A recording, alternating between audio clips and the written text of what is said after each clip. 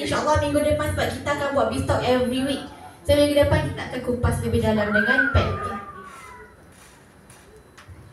Assalamualaikum warahmatullahi wabarakatuh. Kita tak pernah berucap depan orang ramai ni. Boleh. Saya kena kaji rasa bulan 12. Bulan 12 masa tu kata kaji buat hal. Jadi jumpalah saya ni mekanik. Jumpa. Lepas tu repair. Kaji sedekahkan satu pita ni dekat kereta.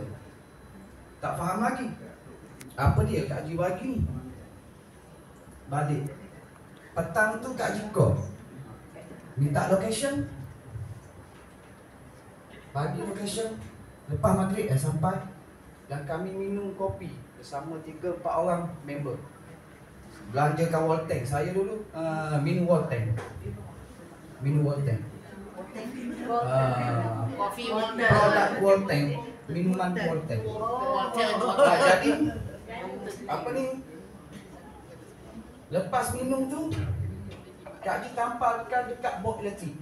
Saya tanya lagi, berapa kos ni Kak Haji? Tak apa, saya sedekah. Saya tak tahu pun betul ke tak percaya ke tak tahu. Lepas tu Kak Haji kata, jom kita minum air. Dan Kak Haji akan bagi tahu apa benda. Sampai tempat minum tu Kak Haji bukakan Kak Haji buat demo bersama dengan member. Jadi Apis ni tahu apa serba sedikit apa yang Kak Haji demo. Rupanya benda ni yang ada dekat pad tu. Alhamdulillah, sebulan selepas tu kegunaan elektrik rumah tu sebelum ni RM RM146. Sebulan pakai purata dia RM80 sekarang. Alhamdulillah, itu saja. Assalamualaikum.